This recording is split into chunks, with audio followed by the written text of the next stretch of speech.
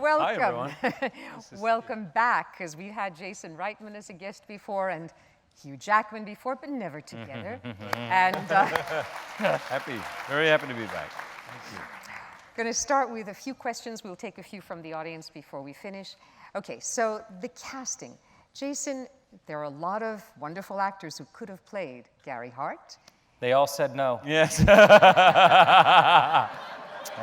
so glad.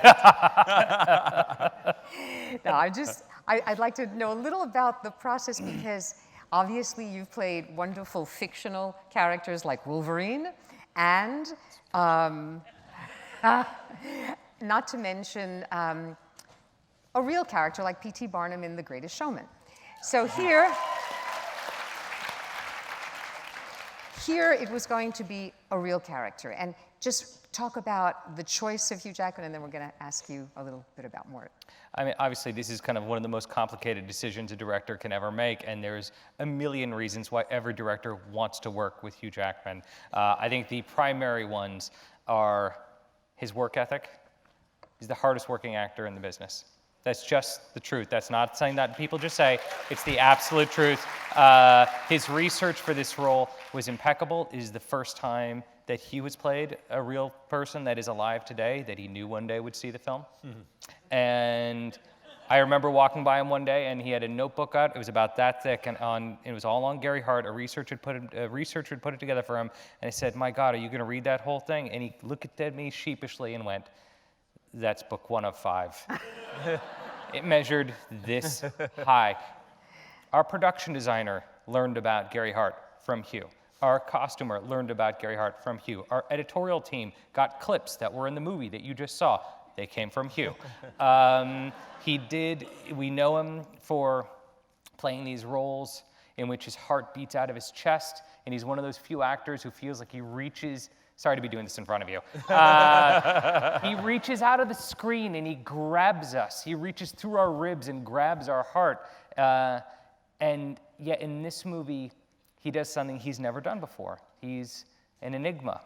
He plays someone we're trying to understand. We're trying to understand his behavior, what's behind his decisions, who he is.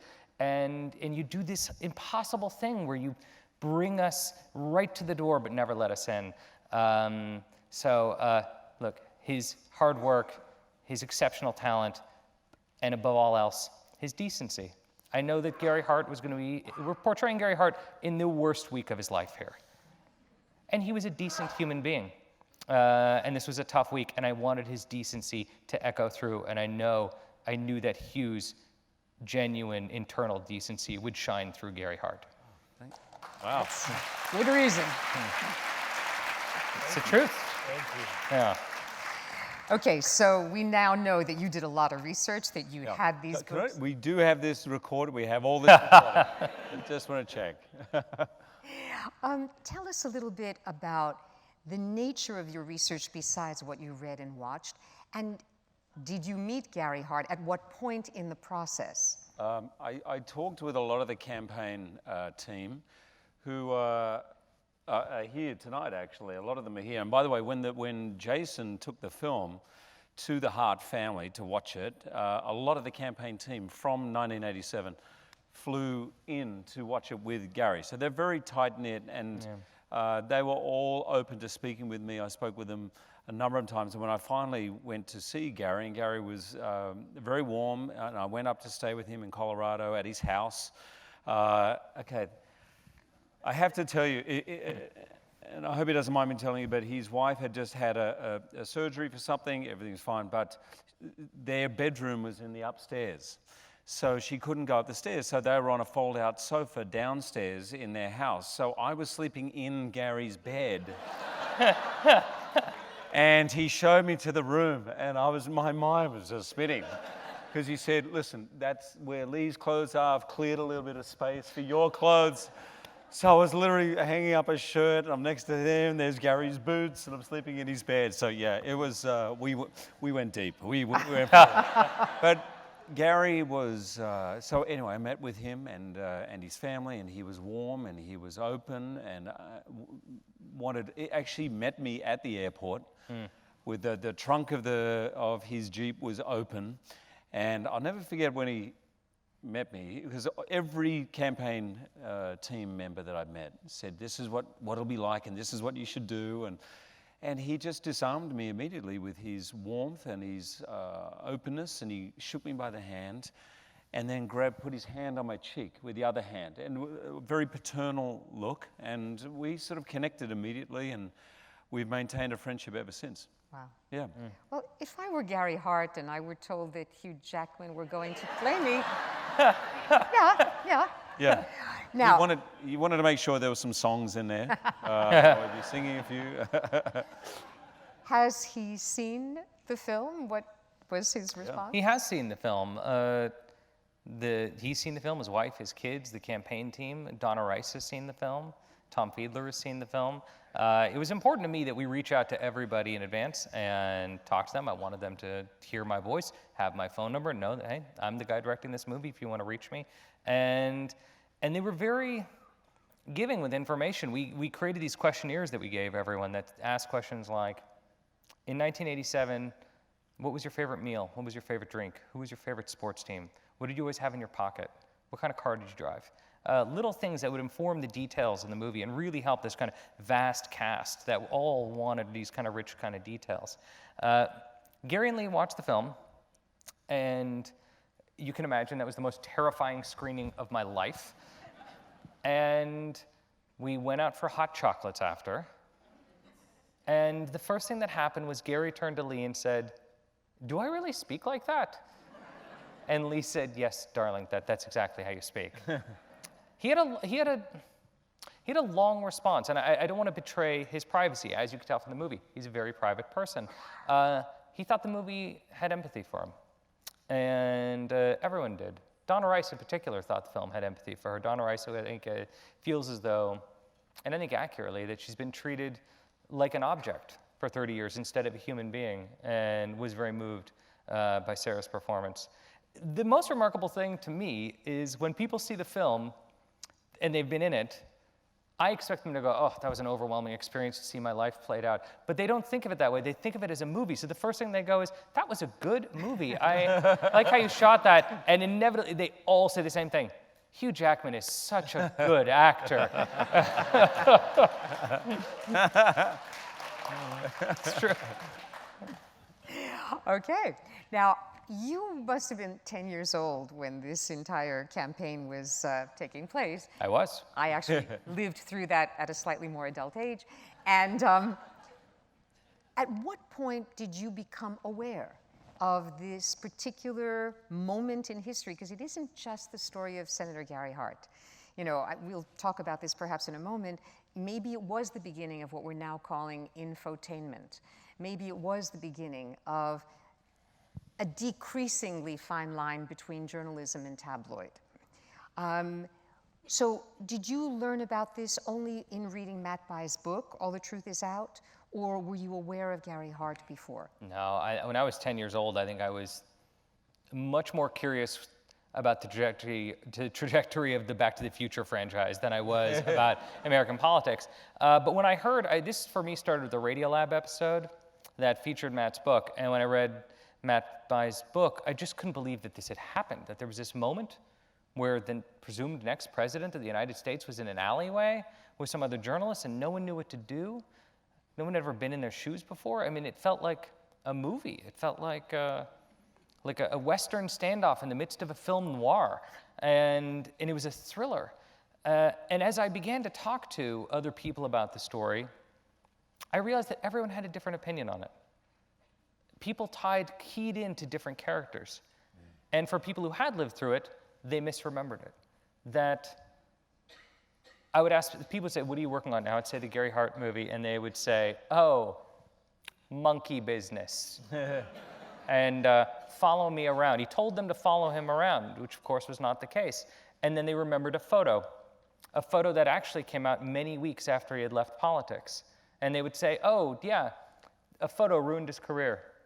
And what I'd come to learn was that no, he had left politics and this photograph came out after the fact. This continues to this day. Usually it's the first question in the Q&A, where's the photo? So I became very curious about this week 1 week that seemed to change the conversation about public versus private life, the relationship between journalists and candidates, the moment where tabloid journalism seemed to leap off the paper onto TV and also drive into the lane of political journalism. And also this conversation of gender politics, which of course is what we're talking about every day now. And there was kernels of that here as well. Yeah. And I am assuming that you had never heard of Gary Hart before. I mean, Australia would not necessarily have been following that story.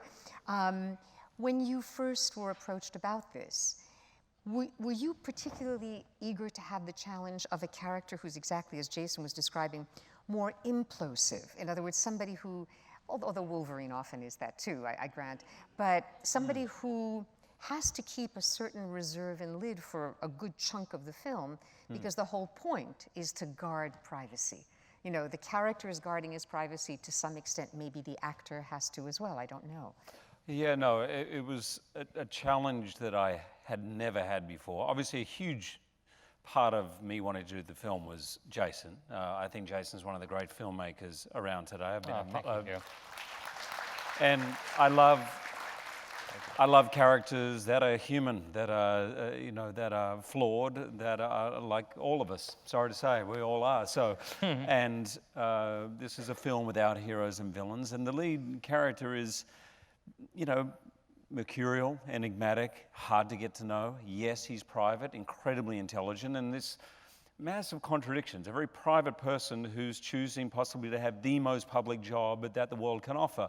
So someone who prides ideas and ideas, creative ideas for the future. And he had a particular skill, and I was fascinated as I got into it. You read about Gary Hart and the things he wrote about and spoke about from the late 70s through till the late 80s that have come true 10, 20, 30 years later. Someone who had this ability to see into the future. And it's hard not to imagine what the world would be like today if he had become president. But even then, this mixture of someone who understood so many things about human nature, about geopolitical systems, about the world, about the military, about education, about so many things, and yet had this blind spot for what was happening with the media.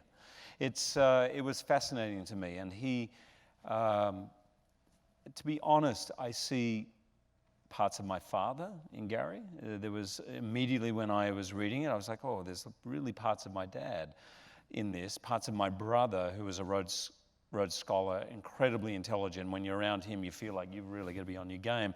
And everyone talks about that around Gary. Yeah. Even his closest campaign people said if it was an important day, they would all be nervous, like if you weren't on your game, because he was operating at such a high level. So there was a massive things that were interesting, fascinating to me. And I'm stealing a line of Jason's, and I'm going to steal it for the rest of my life, because I don't think I quite understood why I acted. But you say I make movies because I have questions I want answered. There's things I don't understand.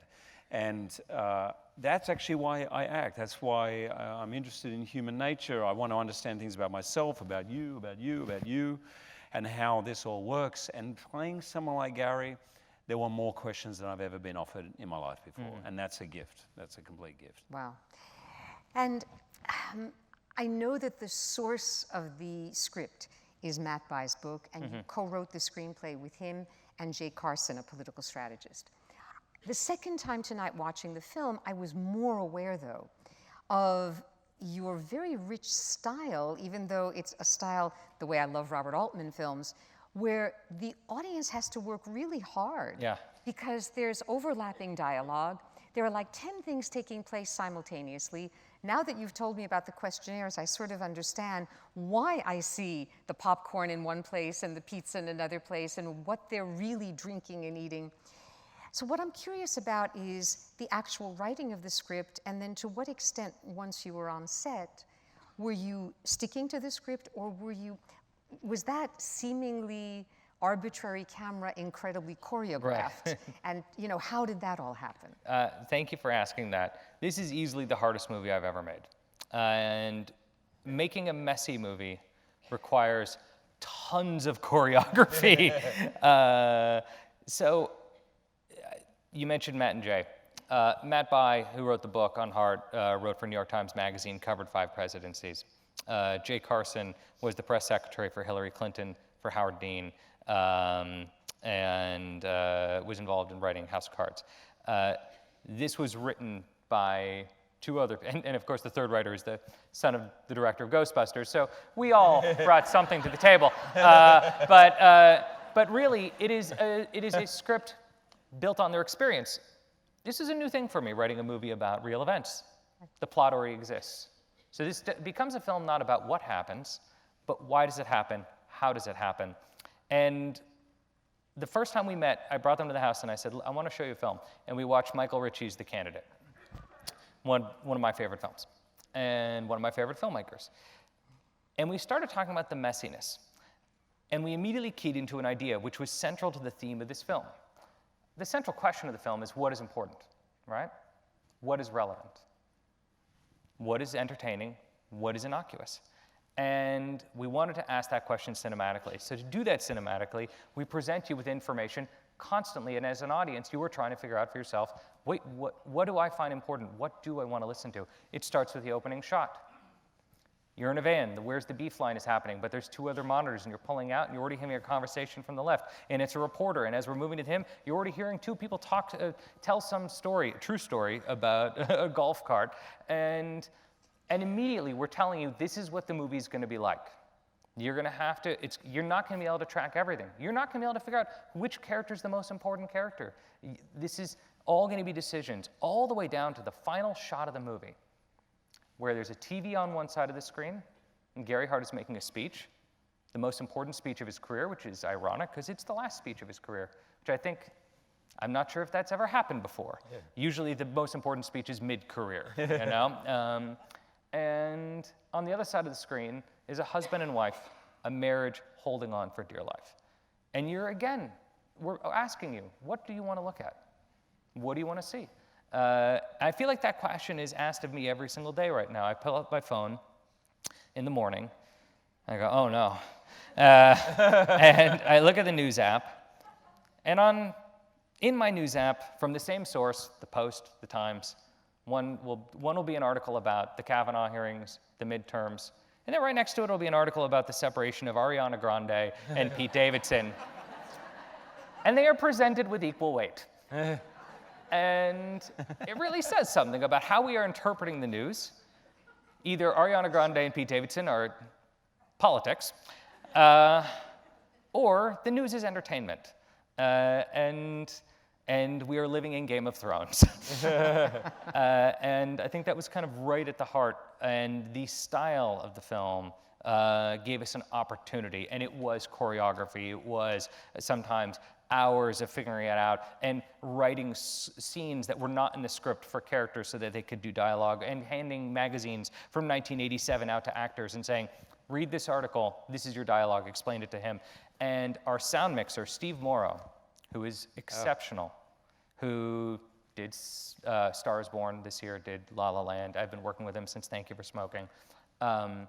He would mic every actor, sometimes 12, 15, 20 actors, and he would play his mixer like a piano. Now, usually when you make a movie, you shoot close-ups and you shoot shoe shots, and you just pick up the people who are on camera, and a mixer at the end, after the film has been cut, mixes all the levels, and it makes sense. Steve was mixing this movie live with 3 conversations at once and pointing your ears. This is a movie where your eyes don't point you, your ears tell you where to look. And what you are hearing in the movie is not something from a final mix, but rather something that was done on set in real time, where he is partly helping making that decision of listen to this and listen to that. And on set, hearing that live was incredible. Wow.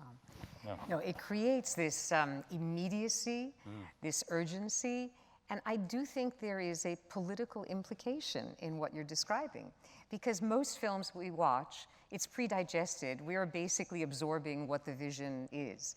And with a film like this, as with all of Robert Altman's films, I sometimes have to make an active effort to be more engaged, to be more sort of thinking as I'm feeling, because I can't just absorb one thing. I have to be aware of the multiplicity of stories, of concerns, of images. I'm curious, though, for an actor, when you're in a shot where indeed the camera is doing all of this and you know that 15 other people are mic'd, is it different as an experience to be shooting with Jason? In a moment, I'll mention some of the other directors for comparison, but what did it feel like in that sense? Well, I loved it. It was probably the closest to theater that I've ever experienced on film. That true sense of ensemble. There was 20 actors. We were just together before at a screening, and the camaraderie between those 20 actors was like nothing I have experienced before in film, because we were all literally together. There wasn't like, oh, there's numbers on the call sheet, this is number 1, 2, 3, 4, 5, everyone is there. But we didn't, I would walk into the press conference scene near the end, the last press conference that Gary Hart did, and there was I remember you saying to me, we pointed, there's an X down there.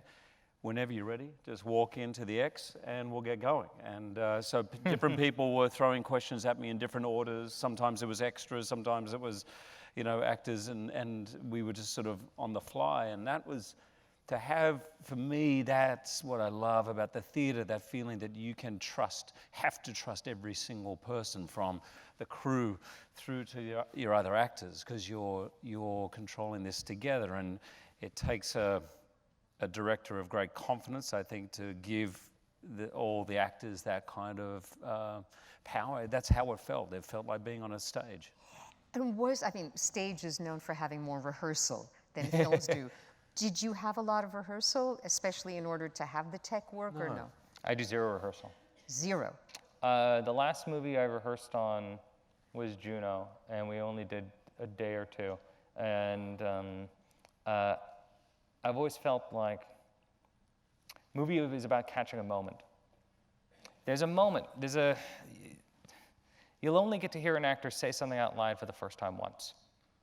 There are moments of chemistry that's electric, and I want that moment to be on camera. I believe in my actors. There's a reason why I cast them. I know they can do it. I usually send a note to my actors the night before their first day of shooting, and I say, the one important line I say is, you already know how to do this. It's the truth. That's why I cast you, because you already know how to do this. You don't have to learn to do this. And I believe in myself. We're going to get there. Maybe it'll 5 takes, maybe it'll be 10, but we're going to get there. And the moment it happens and it clicks, I want the camera to be rolling. I don't want to be in a rehearsal studio. Understood. And on top of that, let me add, there was a moment where there was an important scene, and I confessed to Jason, I said, I'm feeling a little nervous about this scene today. And I'll never forget, Jason said to me, I will never, ever let you go home from a day on one of my films without being fantastic in it, without feeling great about what you've done and about you being, and I just went, okay, great. roll now. But it's that, what I mean, the trust that Jason has in his cast that is reciprocated right back. Actually, it's not surprising to me, because what we just watched is, among other things, a film about leadership. A film about somebody who can somehow navigate among multiple needs, a barrage of images and sounds. And I mean, I don't want to go too far with this, but I think it was Jay Carson who said that perhaps making a film and mounting a political campaign have a lot in common. And indeed, I would even like to believe that the outcome in both cases needs to be something of lasting import, of significance, not just for the people immediately there, but everyone afterwards. So I don't know if this is fair to say, but maybe you understood that one of the lessons of the Gary Hart story is how to somehow balance individual vision and ego with that sense of community that has to exist for something to truly move forward. It's very kind of you. What I learned, I feel like I learned this by my third film, that yes, it's a traveling circus. And when you look at everyone on the cast and crew, everyone who is there is sacrificing their life so they can make this movie. It's the gig. You leave home, you leave your family, and you develop a new family for a matter of months. You're in a new city, you have a new favorite restaurant, all this stuff, and there's something thrilling about that, but you are sacrificing a lot, and you hope you're sacrificing it for something special. And sometimes you do, and sometimes you don't. But you hope at least has the the option of being special. And on the subject of leadership, I want to point back to the man sitting to my left. Because this is a movie, again, with 20 main characters who are all looking at Hugh, and you cannot imagine a more inspiring movie star to be on set with, who in a movie that is like this, where you see sometimes he is front and center, and sometimes he's doing background work. Sometimes he's on a phone in the background, and there's dialogue happening in the foreground, and his action is just trying to see if a phone works, and it doesn't work for him, but it's literally happening in the background of the shot. And he cared about that as much as anything else, and because of that, everyone showed up every day. And look, this is a set, again, you nailed it as far as the way the camera moves, the choreography. There was actors who came up to me at one point and said, "Am I really in this movie? I'm just curious." But that comes from leadership. You know, Hugh started doing something, I'm sorry, I'm gonna embarrass you, many years ago. He realized that he wanted to have more of a relationship with the crew. He realized at one point that he didn't know one crew person or a different person, and he thought, how can I get to know the crew better? And he started every Friday stopping at like a grocery store or something on the way to set, picking up 200 scratcher tickets, like lotto tickets, and one by one hands them out to every person on the crew and shakes their hand and thanks them for the week they just gave and says good luck this week. I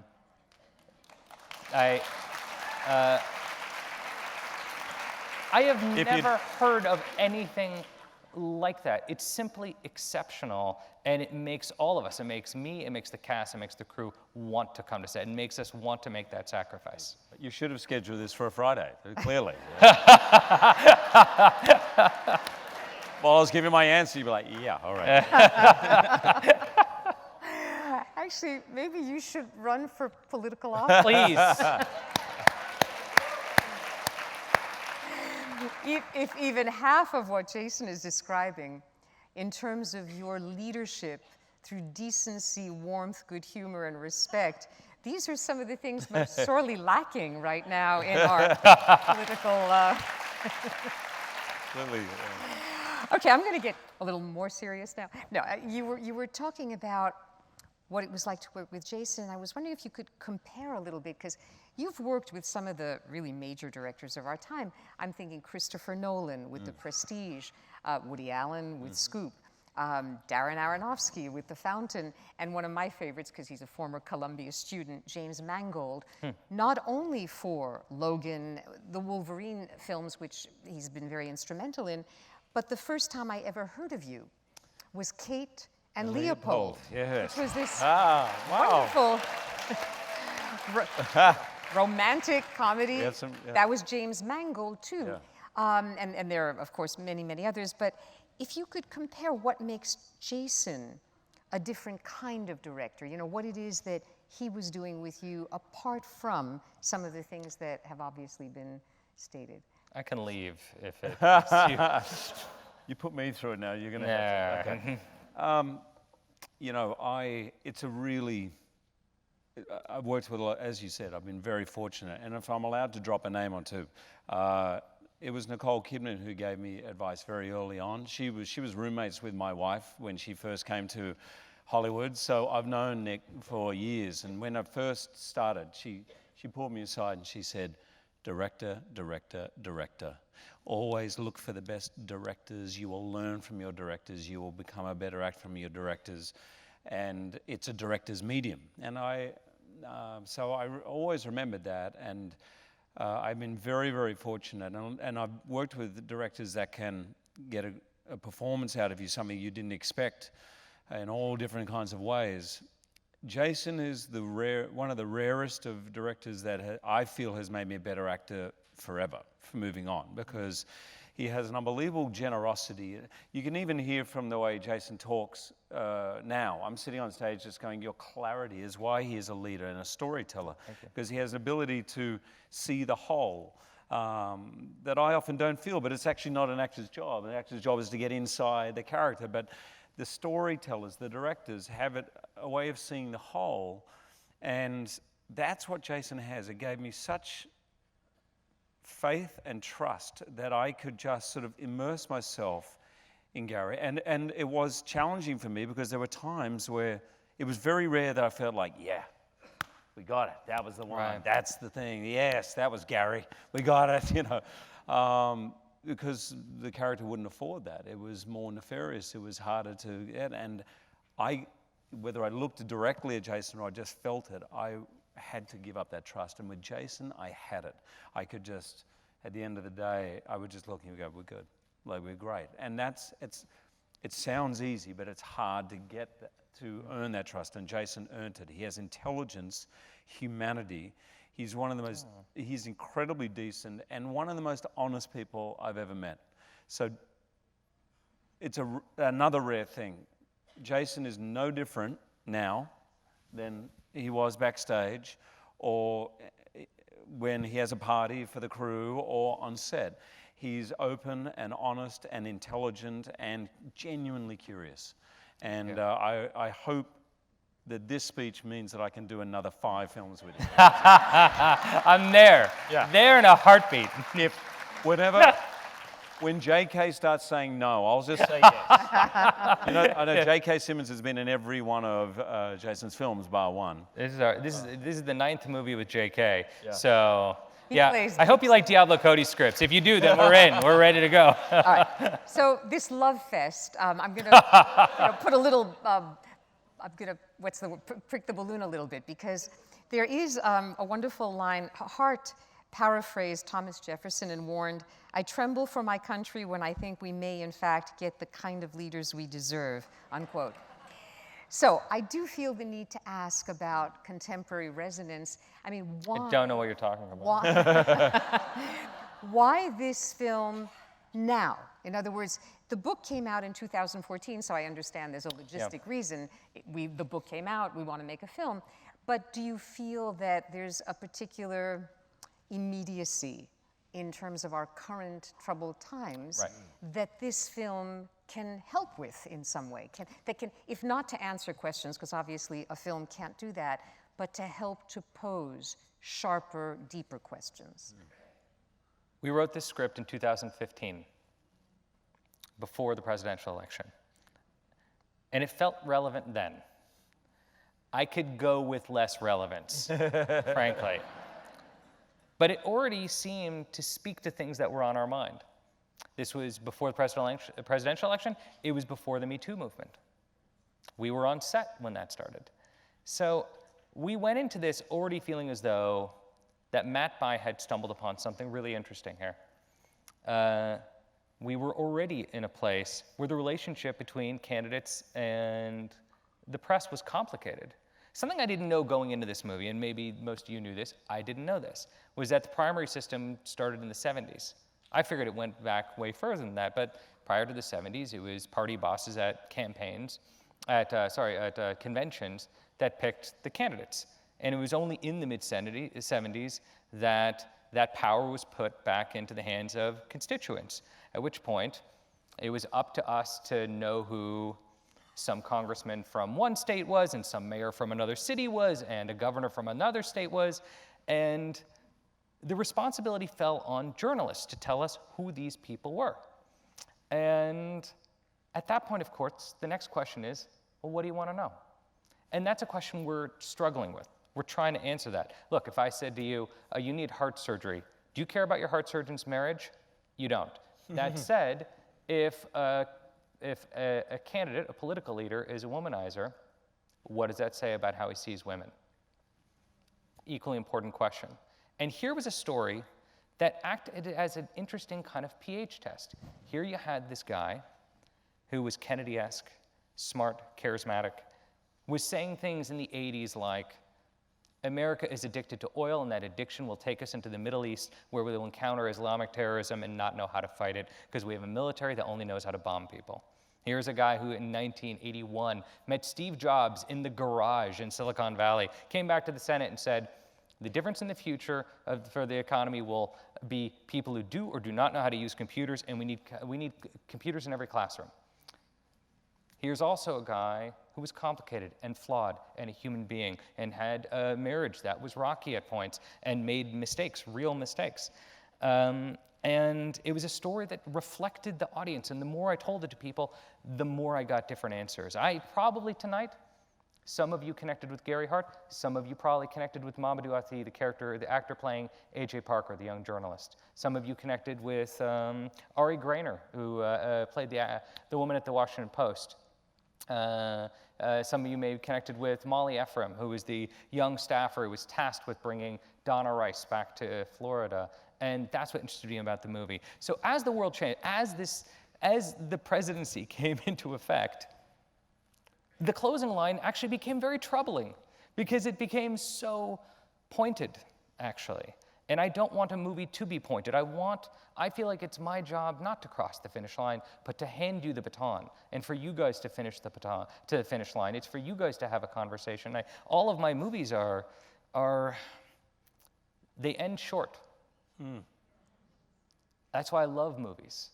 They kick you out the door of the theater and they force you to look at the world through the movie you just watched. It's why I fell in love with Kubrick when I first saw my first Kubrick film, because Kubrick would somehow put something in my stomach and it would stay there for weeks, and I couldn't help but see the world the way that his movie made me feel. Which was your first Kubrick film? Strangelove. Oh, my dad showed me Strangelove. It was like, where have you been keeping this food? It's just like, it was so good. So yes, in some ways, that last line, it is as prescient as everything else I just said, and obviously heartbreaking for me, and I presume many of you.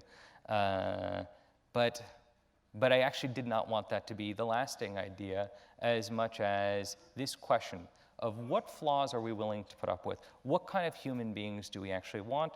And if we live in a time when people who experience shame drop out of the race and people who don't experience shame stay in the race and thrive, we have to be cognizant that we have a system that favors the shameless. Thank you.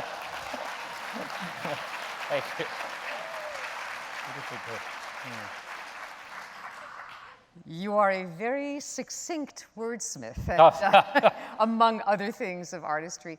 And for you, I mean, is there, I know that you're a native Australian, but you've been making your life a lot in the United States.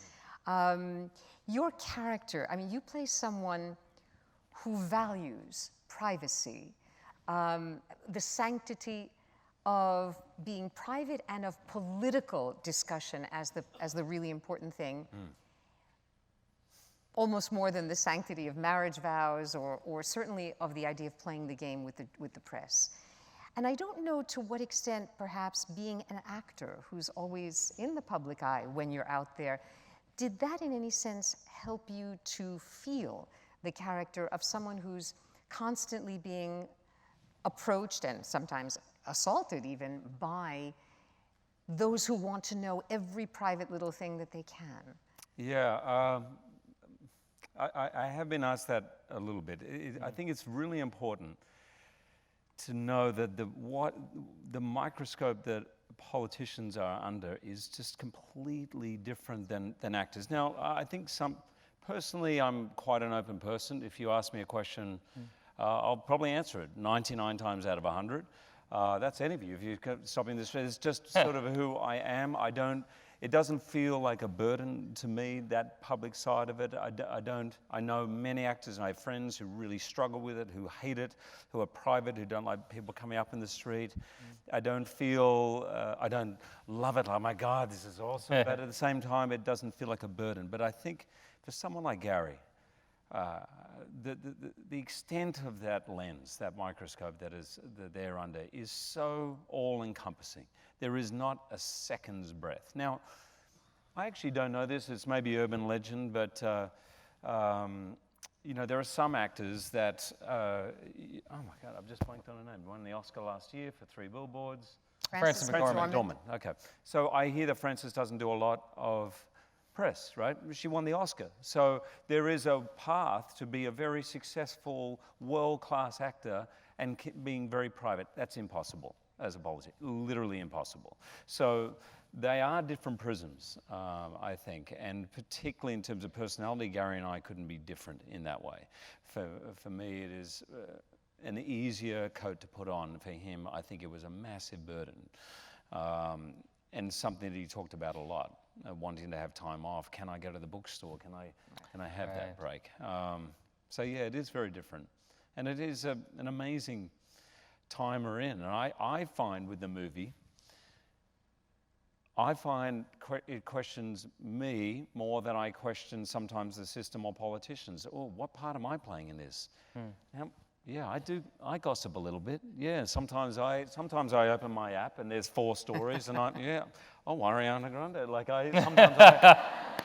But sometimes I do. We're human, and I'm like, oh, okay. So we have to work at it.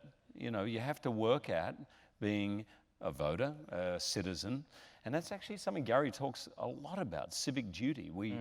He says, everyone says, America, people say it's a democracy. It's not a democracy, it's a republic. And the cornerstone of a republic is civic duty and education. He said, so if every citizen is actively participating in the country, then that republic will be healthy. But if they're not, it won't. And so, yeah.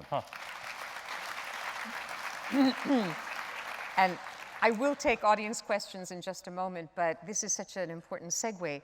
A week ago, I attended the Arthur Miller Foundation Honors, the gala. You were not there, but Tony Kushner, in accepting the Humanitarian Award, immediately started talking about you.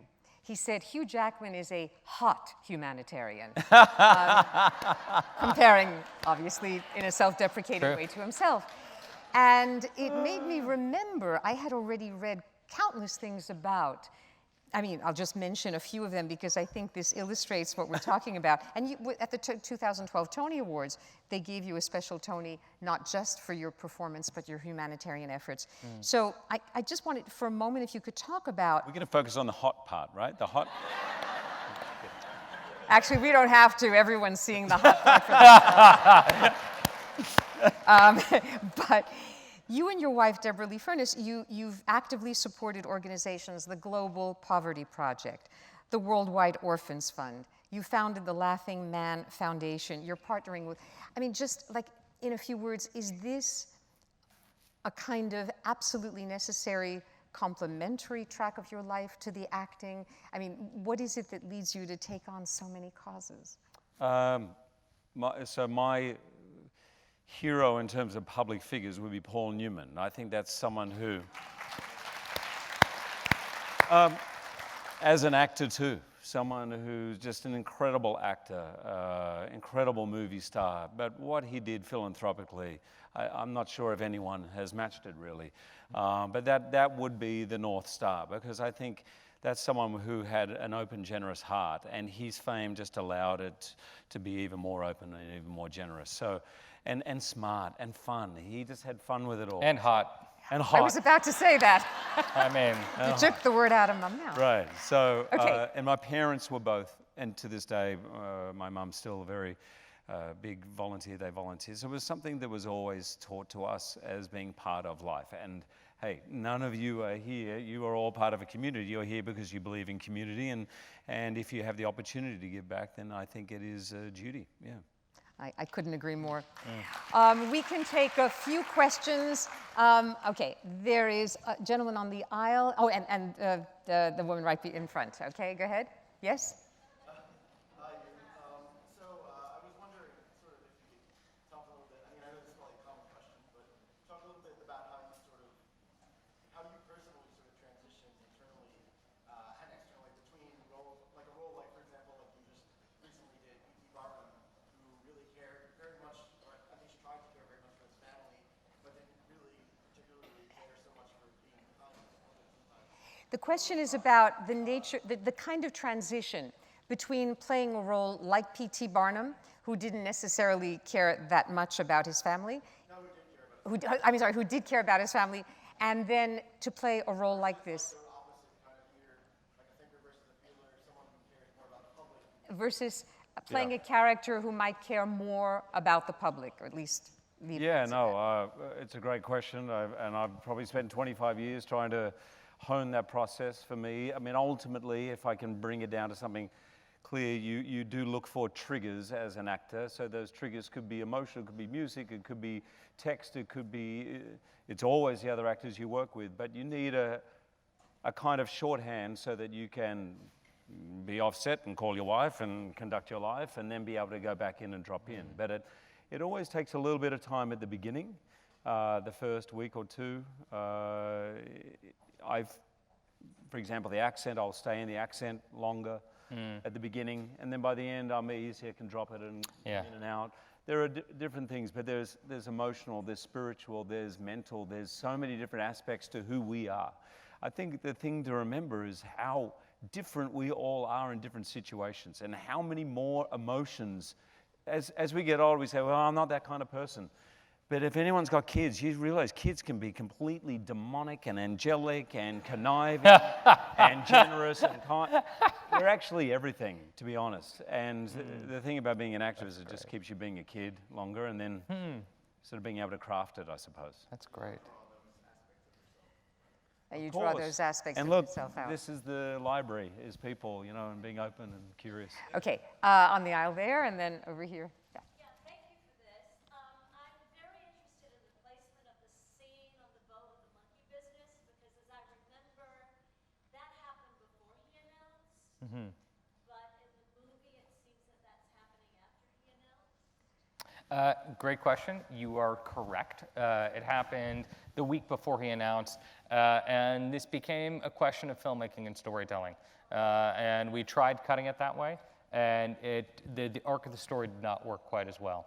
And there's always decisions that you have to make as filmmakers. At the end of the day, the devotion towards emotional truth has to be stronger than the devotion to specific facts and dates. And for instance, the character A.J. Parker, played by Mamadou Athie in the film, is based on two human beings. It's based on Paul Taylor of the Washington Post, who asked Gary Hart if he had ever committed adultery. And it's also based on E.J. Dionne of the New York Times, who is the journalist who got the "follow me around" quote. We turned them into one human being because we wanted one consistent arc of a journalist who was enamored with Hart and was toiling with this decision of whether or not to ask him this personal question while feeling the pressure from the editorial staff and the newspaper about whether they control the story anymore. So there's decisions like this that we have to make as storytellers along the way, and that was one of them. Yes, Sally?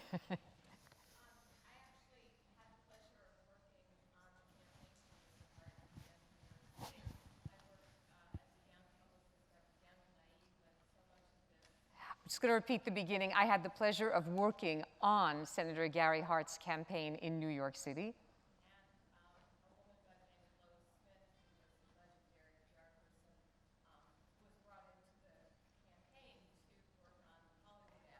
A legendary publicist named Lois Smith was brought in to work on the Hollywood aspect of the campaign.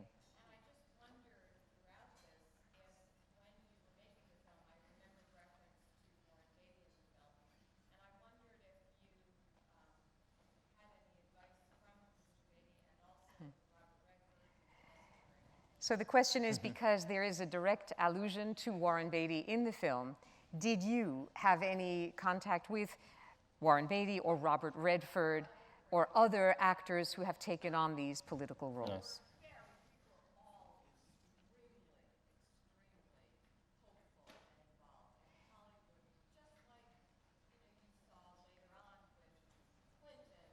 Right. Right. So, and this points to these Hollywood actors who are extremely committed and, help trying to involve in political causes. Yeah, Warren Beatty and Gary Hart remain very close to this day. Gary Hart considers Warren Beatty to be one of his closest friends. And by pure coincidence, driving over here today, I got a call from Warren Beatty, who watched the movie this morning. And he loved it. He loved it. He loved how it portrayed Gary. He thought that we nailed it. He thought Hugh was absolutely incredible in the film. No surprise. And yeah, I spoke to Warren at one point earlier on about Hart, but it was not as revelatory as my conversations with the campaign staff, who, like you, devoted their lives to trying to get this guy elected, and who did live day in, day out, and were completely heartbroken and who have all gone on to do amazing things. That's kind of one of the fascinating things about this campaign team. When you're looking at those young people around that table, you're looking at the future ambassador to Germany under Obama. You're looking at the highest ranking gay official ever to be in the Pentagon. You're looking at people who have ran for governor, people who have run for Congress. You're looking at Joe Trippi, who just won Alabama for, Georgia for Doug Jones. Alabama or Georgia? Now I'm forgetting. Alabama for Doug Jones. He was his campaign head. So it was an amazing group of people that came together to get this guy elected. And did you ever talk to Redford, Beatty, anybody? A little bit to Warren, and not to Redford or anyone else, but. Okay, there are so many hands, and we have to leave in a minute. The gentleman right here in the middle. With the research that you both and Matt Bai have done over the actual incident, have you had any recent theory that there was fake news involved? With the research that you have done with Matt Bai and the book, have you heard the recent theory that fake news was involved at the time? So what you're referring to is the Lee Atwater story that came out in the Atlantic 3 weeks ago. For those of you who don't know, 3 weeks ago, the Atlantic published an article. Lee Atwater, do you guys know Lee Atwater, who ran the Bush campaign and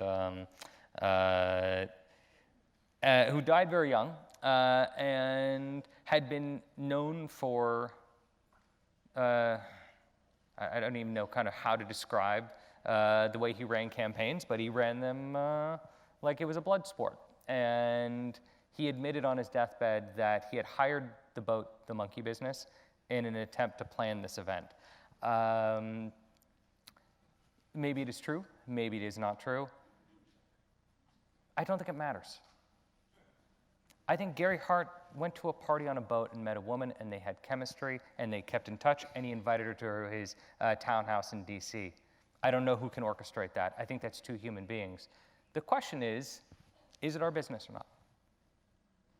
I don't know the answer to that. But certainly in this moment, that question that we really didn't think about much, we just kind of turned it into a national joke rather than give it really the merit of thought. And it put us on a trajectory. So I suppose the Lee Atwater story falls into the same category that everything that we're talking about is. Is this interesting? Is this important? Or is this just entertaining?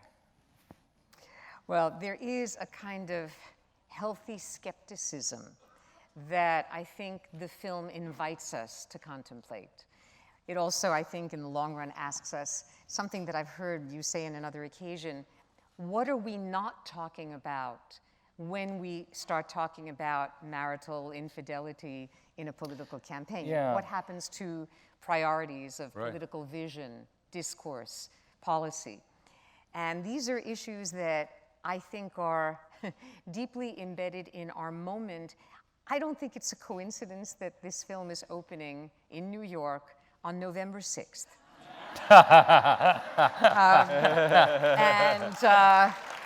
So we have in this room a double responsibility, which is, of course, tell your friends and acquaintances that whether it's the Lincoln Square or the Lincoln Square or the Union Square, they can see the film starting next Tuesday, and to vote. And we basically stole these gentlemen away from their premiere tonight. They snuck out in order to be with us for an hour. I'm going to let them go back. Thank Jason Reitman and Hugh Jackman for being with us.